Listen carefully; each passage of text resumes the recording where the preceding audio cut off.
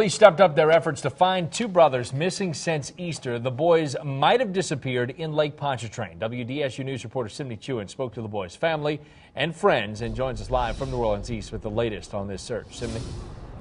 Scott, a very different scene from yesterday. If you take a look over here on the street at Hain and Paris, you can see law enforcement vehicles that have been parked here on the street for much of the afternoon. Over there, the command center for the Special Operations Division. You've got the American Red Cross, as well as fire trucks from New Orleans, as well as several other neighboring agencies to help in the search. On the other side, this is the water where crews have been searching as they look for any signs of the two boys. 13-year-old Aaron Mitchell and Aaron Russell, both brothers, they share the same father, went missing walking along the levee at Hain Boulevard and Bass Street on Easter Sunday. They were walking with two dogs, and now this is day 2 of the search, and we have seen, as you mentioned, ramped up efforts to try to find the boys. In addition to more boats on the water, we've seen probably up to 7. We've seen divers, cadaver dogs, as well as increased crews just searching and combing the scene for any signs of the two boys. We talked to the commander for the Special Operations Division earlier today.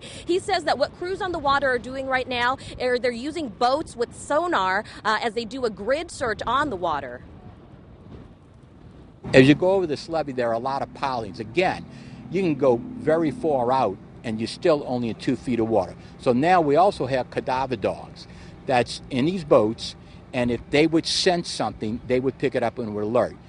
Once we do our grid and we feel confident that the grid is not turning up anything, then we actually got to get out the boats and we got to walk poking just to make sure we're not missing anything.